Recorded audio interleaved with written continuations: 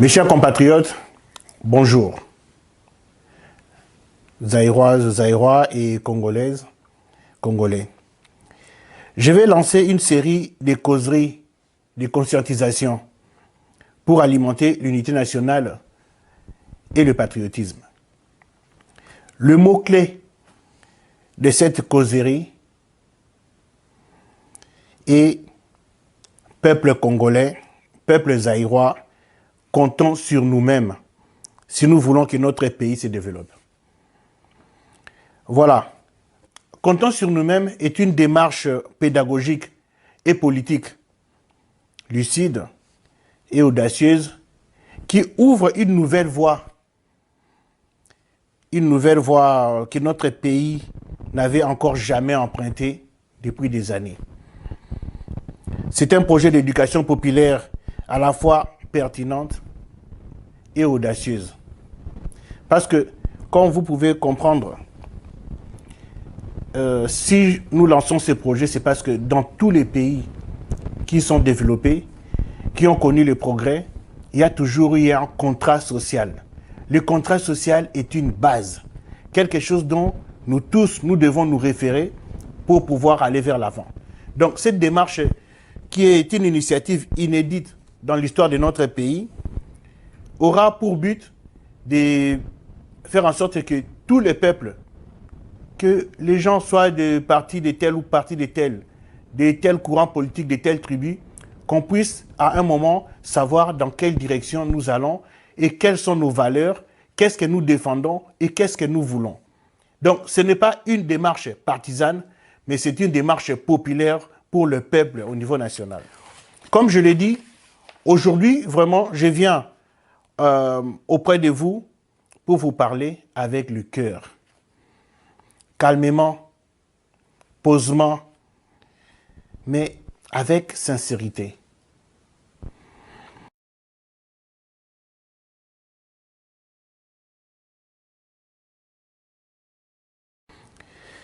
Nous avons un pays qui peut vivre mieux, un pays très riche, où les peuples peuvent vivre beaucoup mieux que dans beaucoup d'autres pays. Mais qu'est-ce que nous voyons? C'est plutôt l'enfer pour notre pays de vivre au Zaïre, au Congo, pour ceux qui l'appellent comme ça. Nous sommes un pays qui avait commencé son histoire avec des gens, des valeurs, avec des pionniers, avec des leaders comme Patrice Emery Lumumba, ou des leaders comme Simon Kimbangu et d'autres. À l'époque, dans les années 60, Patrice Emery Lumumba était considéré partout dans le monde comme l'une des fiertés de l'émancipation humaine, citoyenne-citoyen. Notre pays, notre peuple devait être un exemple. Aujourd'hui, qu'est-ce qui se passe? Nous sommes passés de la fierté du monde à la honte. Parce qu'il ne faut pas se voiler la face, il ne faut pas se cacher la vérité. Aujourd'hui, notre pays, oui, nous sommes une honte pour notre histoire. Mais cela peut changer. Cela peut changer. Même si, pour le moment, la honte est là, une honte sur tous les plans, mais nous ne pouvons pas nous enfermer à dire c'est la faute des autres. C'est les Occidentaux qui sont responsables de notre malheur. C'est le Rwanda, c'est Kagame ou je ne sais qui d'autre, etc. Sauf nous-mêmes. Non. Bon nombre de psychologues vous diront un peuple ou une personne qui croit que la cause de tous ces malheurs, c'est les autres, ne peut pas s'en sortir. Bien sûr, les autres ont une part de responsabilité. Et quelle est notre part de responsabilité à nous? Parce qu'on ne peut pas dire qu'il y a que les autres et nous, nous sommes pour rien. Quelle est notre part de responsabilité à nous? Voilà, la question, nous devons nous la poser. Il est évident que nous avons une part de responsabilité dans ce qui nous arrive. C'est comme ça. C'est la vérité. Posons-nous les bonnes questions sur ce qui nous arrive. Peut-être à travers les bonnes questions, nous aurons les bonnes réponses. Est-ce que nous avons déjà trouvé des solutions pour régler notre part des problèmes, notre part des responsabilités? Est-ce que nous avons déjà trouvé des solutions? Est-ce que ce sont les autres qui font obstacle à notre volonté à régler nos problèmes? Parce qu'on dirait que nous avons trouvé des solutions entre nous-mêmes, nous avons discuté et ce sont les autres qui font obstacle. Je pense que nous, peuple congolais, nous nous débrouillons déjà beaucoup mieux pour nous mettre dans des situations aussi chaotiques comme la situation que nous traversons aujourd'hui. Les autres ne font que profiter de nos failles pour nous enfoncer encore plus. Et c'est ça la vérité. Il n'y a pas d'autre vérité que celle-là. Prenons un exemple pour illustrer ce que je suis en train de dire. Lorsque le président actuel et son prédécesseur avaient magouillé les élections présidentielles de 2018, alors que celui-ci n'avait pas gagné les élections, vous le savez tous, je pense que ce n'est un secret pour personne dans notre pays, parce que cela s'est passé chez nous, à Kinshasa, pas dans une autre capitale, pas dans un autre pays. Lorsqu'ils avaient comploté pour tricher les élections de 2018, vous n'allez pas dire que c'était la faute des Occidentaux, ou ce sont les Occidentaux qui les avaient poussés à comploter, ou c'était la faute du Rwanda, ou la faute de Kagame, ou de je ne sais qui d'autre. Ayons ce sens des responsabilités. Et le sens des responsabilités, c'est reconnaître aussi ses fautes. Alors, soyons sérieux et soyons cohérents. Reconnaissons-les. Ça n'est pas la responsabilité des autres. C'est notre responsabilité aussi. Peut-être par passivité, peut-être par ignorance, mais c'est aussi notre responsabilité. Vous savez, il y a un philosophe qui est aussi très important, un philosophe du 19e siècle, Nietzsche. Il dit quelque chose que qu'on doit partager. Il dit, comment quelque chose pourrait-il naître de son contraire?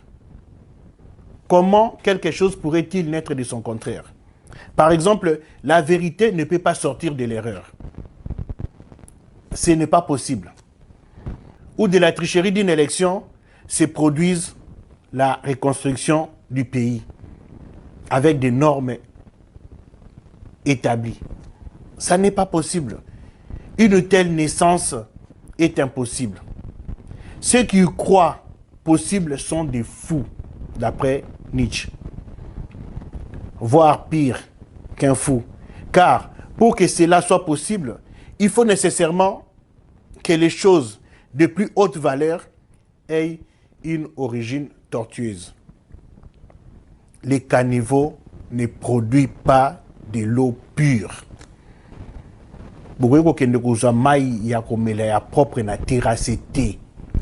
Les caniveaux ne produisent pas de l'eau pure. Il n'y a pas de qualité dans la médiocrité. Le moins médiocre, c'est toujours une médiocrité. Il n'y a pas de qualité dans la médiocrité. Vous comprenez bien que dans cette affaire, il y avait une faille. Kagame n'avait qu'à s'engouffrer dans cette faille. Et c'était prévisible que ceux qui avaient trafiqué les élections et les résultats, entre autres l'ancien président et le président de la CENI, n'allaient jamais considérer leur poulain, l'actuel président, comme un vrai président. Alors qu'ils savent bien qu'ils n'avaient pas gagné les élections, que ce sont eux qui l'ont installé au pouvoir malgré sa défaite. Donc, est-ce que vous pensez que ces gens-là allaient vraiment le respecter comme un vrai président? Je ne pense pas. De même, c'était prévisible que le président actuel n'allait pas se permettre de se confronter dans une élection présidentielle libre et démocratique 5 ans après un mandat où il sait qu'il a été élu de manière très tortueuse. C'était prévisible. C'était prévisible parce qu'il est conscient qu'il n'avait pas gagné les élections. Il est conscient qu'il avait perdu les élections de 2018. Les élections qui l'ont amené au pouvoir. Voilà comment de la tricherie ne peut n'être que tricherie, magouille et manipulation. Je pense que vous avez bien compris ce que je vais dire.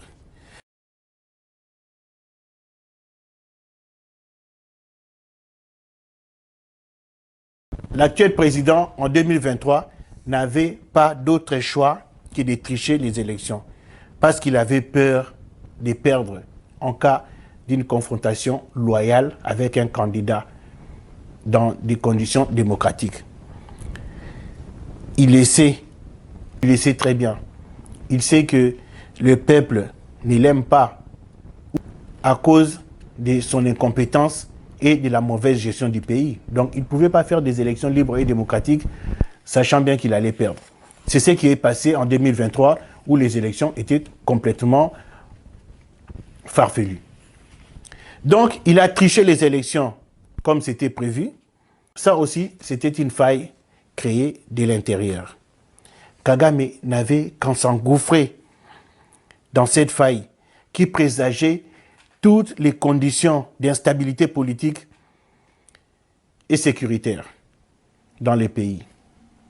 En outre, lorsque le président de la République actuelle avait opté pour changer la Constitution, pour se maintenir au pouvoir coûte que coûte, je pense que nous sommes tous d'accord que ni les Occidentaux, ni les Rwandais, ni Kagame ne lui avaient conseillé cette option. Mais tout le monde, y compris lui-même, savait que c'était très risqué de prendre cette orientation. Tout le monde savait que cela allait provoquer des remous et des tempêtes. Et tout ce que nous déplorons aujourd'hui à l'est du pays, mais aussi à la capitale et dans les territoires contrôlés par le gouvernement de Kinshasa. Bien qu'il ait été au courant des effets et des conséquences de cette démarche tortueuse, car il était conscient des conséquences. Je vous le dis, il était conscient, ce n'est pas un idiot. Il était conscient des conséquences. Il a persisté dans la bêtise. En persistant dans la bêtise, maintenant, il déplore les conséquences qui semblaient prévisibles. Comme quelqu'un qui vit dans des siècles où la météo n'existait pas et qui est surpris de voir qu'il a plu. Alors que tout ce qui s'est passé était prévisible. De même, j'ai dit à ceux qui soutiennent la rébellion à l'est du pays et ceux qui l'incarnent, les pseudo-chefs de rébellion, ce qu'on voit dans les médias, que tout le monde applaudit à Paris, à Bruxelles. Ceux qui les soutiennent, cette rébellion qui est soutenue par les Rwandais et par Kagame, vous devez le savoir, mes chers compatriotes. L'histoire nous enseigne. Souvent, les mêmes causes produisent les mêmes effets. Si en 1997, l'arrivée au pouvoir d'une rébellion soutenue par les Rwandais et Kagame est à l'origine de la situation désastreuse que nous connaissons aujourd'hui dans le pays, avec des souffrances, des guerres et des instabilités qui durent 30 ans aujourd'hui, je suis persuadé que accepter le même processus 25 ans plus tard risque de produire le même désastre pour encore quelques dizaines d'années. Donc, demain, si la rébellion de l'Est du pays arrivait au pouvoir, ça sera encore un désastre pour des dizaines d'années. Voilà, je vais donner un dernier exemple pour qu'on puisse comprendre. Lorsque l'actuel président décide de s'entourer des gens incompétents, parce qu'il est entouré de gens incompétents, et ça, ce n'est pas un secret non plus. Il a nommé au gouvernement des gens qui passaient le temps à jouer au PMU, aux jeux de grattage, à Paris, à Bruxelles et dans d'autres villes européennes, en Allemagne et partout. Il les a nommés au gouvernement, y compris nommé ses propres enfants qui n'ont aucune qualification avérée dans la gestion de l'affaire de l'État. Oui, ces enfants n'ont aucune qualification à la gestion des affaires de l'État. Il les nomme dans des postes importants du pays. Vous pensez sincèrement que quelque chose d'excellent ou de remarquable peut sortir de sa gestion du pays? Qui y croit? Très sincèrement, mes chers compatriotes, qui est celui qui croit l'inverse de ce que je suis en train de dire? Qui croit à l'inverse de ce que je suis en train de dire? Car même lui-même, le chef de l'État, il sait que j'ai raison.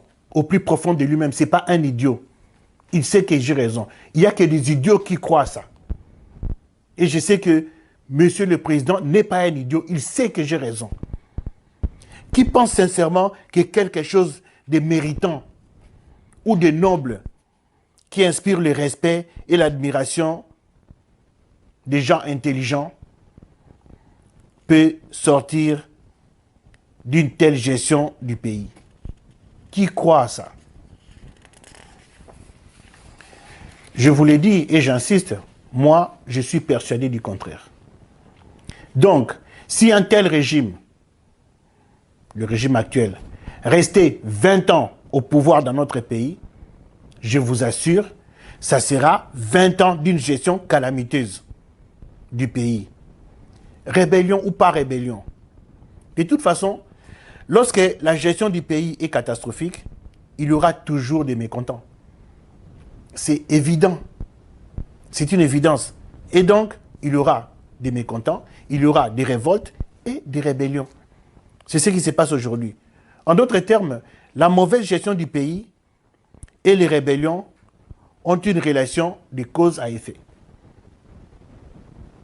Il y a une relation de cause à effet entre la mauvaise gestion du pays et les rébellions. L'une est à l'origine de l'autre, comme dans un système récursif. Un système récursif, ça veut dire quoi? Lorsque les résultats d'une action alimentent à nouveau cette même action, on est dans un système de récursivité parce que cela crée un cercle, soit un cercle vicieux ou un cercle vertueux. Dans notre cas, c'est un cercle vicieux qui est créé entre la rébellion et la mauvaise gestion du pays.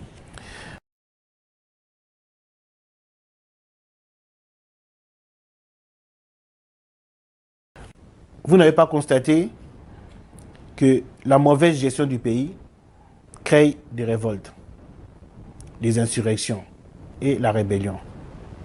Mais cette même rébellion aggrave la mauvaise gestion du pays, ce qui produit encore plus de rébellions, plus d'insurrections et ainsi de suite.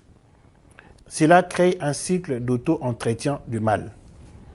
Je peux vous donner un autre exemple des récursivités sociales et politiques qui gangrènent notre pays. La corruption, par exemple. La corruption entraîne la pauvreté dans un pays. La pauvreté pousse les gens à corrompre encore plus pour survivre.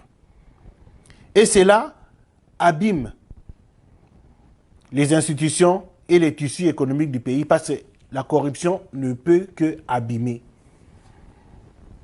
Ce qui crée encore plus de pauvreté, plus de corruption et plus de détérioration des systèmes, des tissus économiques et des institutions. Cela fait ce que je suis en train de vous dire, une récursivité. Un autre exemple de récursivité, pour que vous compreniez, parce que ce travail, je veux aussi que ce soit vu par des étudiants, des universitaires, des professeurs. Et aussi toute personne qui veut s'instruire. Un autre exemple de récursivité, c'est par exemple le désespoir. Le désespoir populaire nourrit la médiocrité des dirigeants. Ça, c'est avéré. Parce que lorsqu'un peuple est désespéré, le peuple ne juge plus ses dirigeants sur le fond, mais il juge les gens sur la forme. Et lorsqu'on juge les gens sur la forme, on ne juge pas le programme et les idées que les personnes apportent. On va juger les personnes par rapport à la manière dont ils sont habillés, ou les personnes qui vont vous donner une bouteille de bière avant les élections ou un sac de riz, vous allez voter pour cette personne sans se poser la question de dire et les 5 ans qui arrivent, est-ce que je vais continuer à boire la bouteille de bière pendant 5 ans ou je vais continuer à manger le sac de riz pendant 5 ans ou je vais manger pendant 1 mois et puis il n'y aura plus rien. Dans ces cas, on choisit de voter sur le fond ou de soutenir le candidat qui présente un projet bien structuré et qui apporte des perspectives d'avenir pour le pays. Voyez-vous que le désespoir, comment ça peut créer? Et aujourd'hui, le désespoir règne dans notre pays. Le peuple est désespéré. Donc, le peuple vit au jour le jour. Et vivant au jour le jour, le peuple ne choisit pas le programme, mais choisit la forme des personnes qui vont se présenter. Du coup, vous allez voir les gens qui vont s'habiller en Yohji Yamamoto, en Versace, qui vont vous montrer de belles voitures pour pouvoir être élus. Alors que la réalité, c'est le programme. Qu'est-ce que la personne propose pour le pays? C'est ça qui est important. Un autre exemple de récursivité, mais je vais trouver maintenant quelque chose d'un peu positif, c'est la responsabilité individuelle. Vous savez, la responsabilité individuelle nourrit la confiance collective.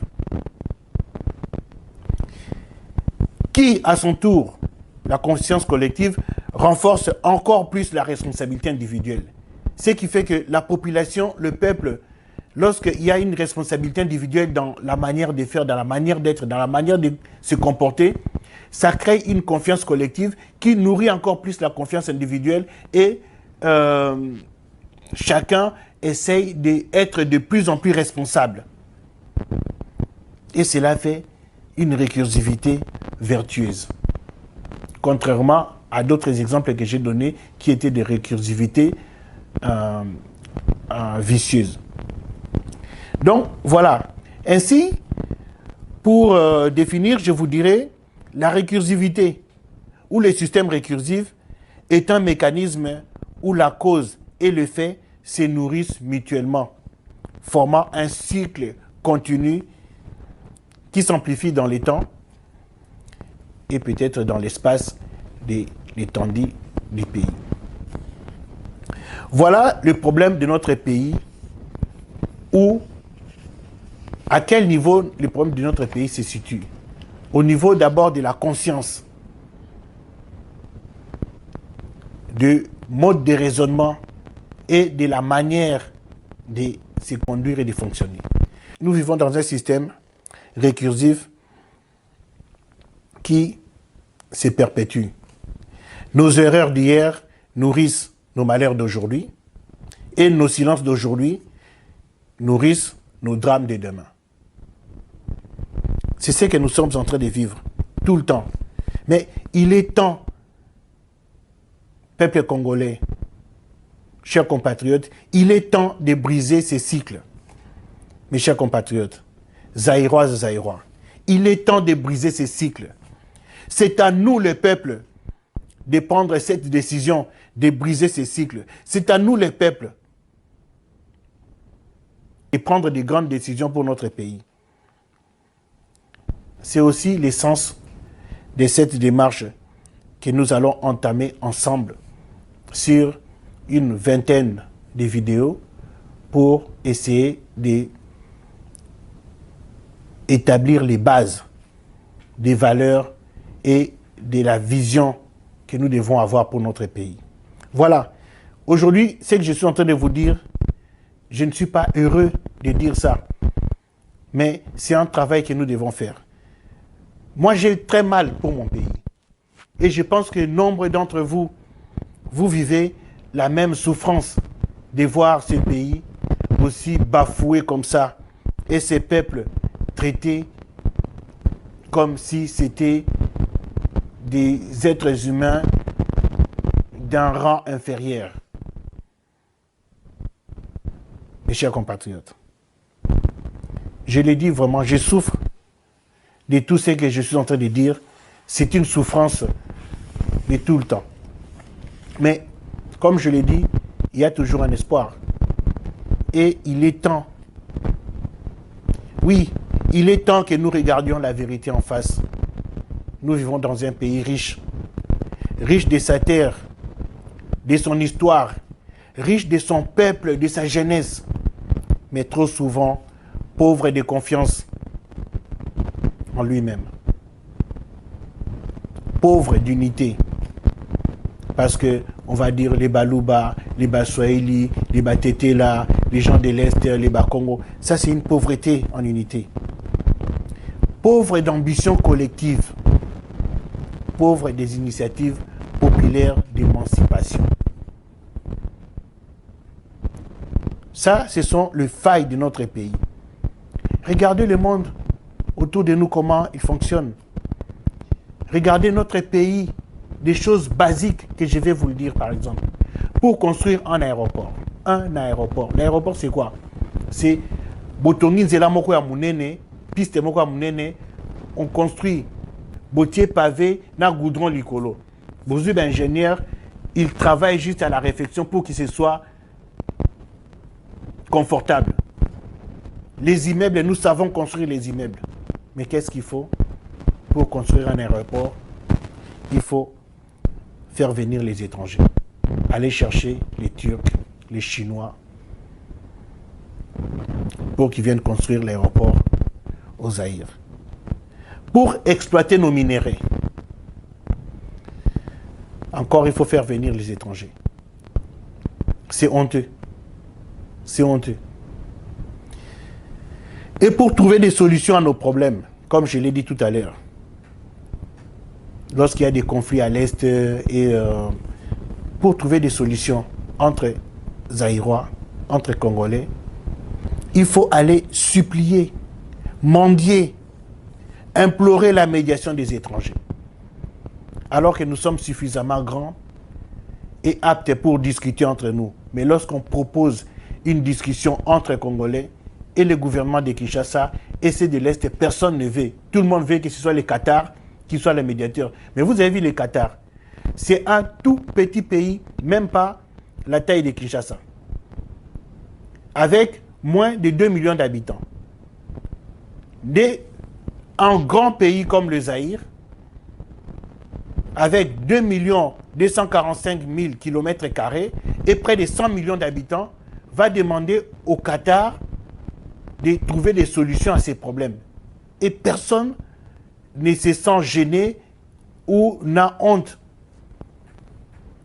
du président de la République au chef rebelle. Tout le monde se retrouve dans cette situation-là et ne se gêne même pas. Ça, je trouve ça vraiment honteux. Voilà, pour trouver nos solutions, nous avons besoin des étrangers. Mais en même temps, nous passons tout notre temps à critiquer l'ingérence étrangère dans notre pays.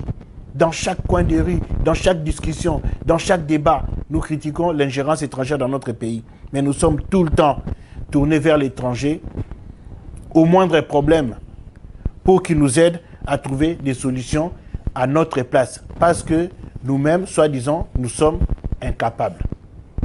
Voilà la vérité. Voilà la vérité. Arrêtons de nous mentir.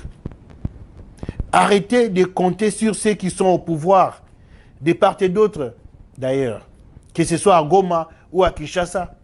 Arrêtez de compter sur ces gens-là. Ils ne sont pas là pour nous. Ils ne sont pas là pour vous, peuple congolais. Ils sont là pour eux-mêmes, d'abord, leurs amis, leurs familles et leurs proches. Ils orchestrent leurs propres privilèges. Augmentation des salaires des uns des autres. Ils se protègent entre eux pendant que le peuple souffre. Ils se protègent entre eux pendant que le peuple souffre. C'est ça la vérité. Si vous voulez vraiment, vous, peuple, si vous voulez le bien de la nation, je dis bien, vous le peuple, si vous voulez le bien de la nation, alors commencez par compter sur vous-même. Si chacun de nous Si chaque citoyen fait un geste par jour pour son pays, alors chaque jour, le pays grandit. Si chacun de nous fait quelque chose de positif pour le pays, chaque jour, le pays grandit. Je ne sais pas quoi vous dire encore plus, parce que je veux que nous prenions conscience du fait que nous sommes, nous, le peuple, les seuls à pouvoir changer ces pays. Et écoutez bien ce que je vais vous dire pendant ces 20 ou 25 interventions qui sera vraiment un cours d'éducation populaire que je propose aussi bien aux étudiants, aux professeurs d'université, aux professeurs d'école, aux professeurs d'école primaire et secondaire, mais aussi aux commerçants, aux médecins, aux infirmiers, aux fonctionnaires, à monsieur tout le monde. Cette formation d'éducation populaire que je vais distiller à travers ces interventions que j'ai dit des causeries, c'est pour qu'on puisse avoir des valeurs que nous tous nous partageons. Et c'est comme ça que nous allons fonder un contrat social. Et à travers ce contrat social, vous allez voir très bientôt, nous allons changer les pays. Parce que une fois que nous tous nous serons d'accord sur le base, le changement viendra très vite et tout le monde saura dans quelle direction le pays doit partir. C'est pour ça que je vous demande de faire en sorte qu'un grand nombre de personnes puissent suivre ces interventions et aussi que vous débattiez entre vous et n'hésitez pas de nous poser des questions pour qu'on puisse approfondir le débat sur des sujets que nous allons aborder. Nous allons aborder des questions économiques, des questions d'organisation dans les territoires, des questions de l'administration, des questions de conscientisation au niveau de l'armée et aussi la manière dont nous devons nous comporter en tant que peuple pour que demain, le développement et la libération du pays partent de la population et non de l'élite. Je vous remercie.